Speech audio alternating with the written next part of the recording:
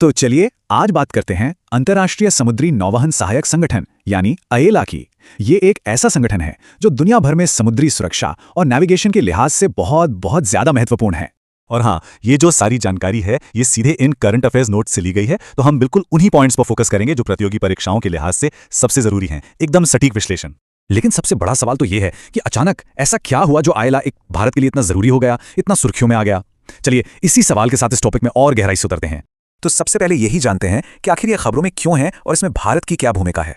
जी हाँ, तो हुआ यह है कि भारत ने हाल ही में IALA काउंसिल में उपाध्यक्ष यानी वाइस चेयर के तौर पर एक बहुत ही एक्टिव रोल निभाया है। देखिए, ये कोई छोटी बात नहीं है। ये साफ साफ दिखाता है कि मैरीटाइम वर्ल्ड में भारत का प्रभाव कितना बढ़ रहा है और अब भारत सिर्फ एक सदस्य नहीं बल्कि एक लीडर के तौर पर सामने आ रहा है। ठीक है, तो ये तो हुई करंट न्यूज की बात। अब जरा इसके बेसिक्स को समझ लेते हैं। आखिर ये IALA है क्या और कैसे एक NGO से ये ग्लोबल अथॉरिटी बन गया। IALA, इसका पूरा नाम है international association of marine aids to navigation and lighthouse authorities, और इसकी स्थापना हुई थी 1957 में।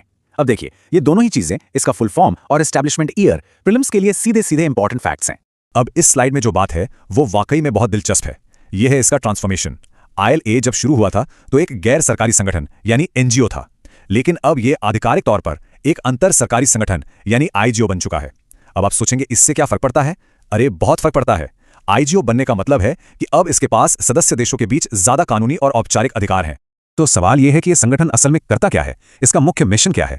इसके ना दो मेन काम है। पहला, दुनिया भर में जितने भी समुद्री नेविगेशन सिस्टम हैं, सोचिए लाइट हाउसेस, बॉयज, ये सब, उनके बीच तालमेल बिठाना ताकि जहाजों की आवाजाही एकदम स्मूथ और सेफ रहे। और दूसरा, समुद्री सुरक्षा को बढ़ाने वाले नए नए इनिशिएटिव्स को बढ़ावा देना। मतलब आसान भाषा में कहें तो ये दुनिया के समंदरों के लिए एक तरह से ट्रैफिक कंट्रोलर का काम करता है। चलिए अब जरा भविष्य की ओर देखते हैं। IALA के साथ भारत का फ्यूचर कैसा दिखने वाला है और भारत कैसे इसमें अपनी लीडरशिप रोल को और मजबूत कर रहा है। और ये देखिए, भारत का फ्यूचर प्लान एकदम क्लियर है। दो बड़ी तारीखें याद रखनी है। दिसंबर 2025 मुंबई में तीसरी IALA महासभा की मेजबानी भारत करेगा, और फिर 2027 में 21वीं IALA कॉन्फ्रेंस वो भी मुंबई में ही होगी। मतलब आने वाले सालों में भारत ग्लोबल मैरीटाइम स्टेज के बिल्कुल सेंटर में रहने वाला है। चलिए, तो अब तक हमने जो भी समझा उसका एक क्विक रिवीजन कर लेते हैं। ये हैं वो की पॉइंटर्स जो प्रीलिम्स के लिए सबसे जरूरी हैं।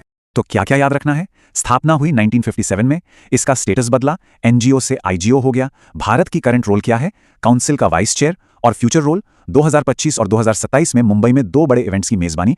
बस ये 4 पॉइंट्स इस टॉपिक का निचोड़ हैं। और अब आखिर में एक सवाल जिस पर सोचने की जरूरत है।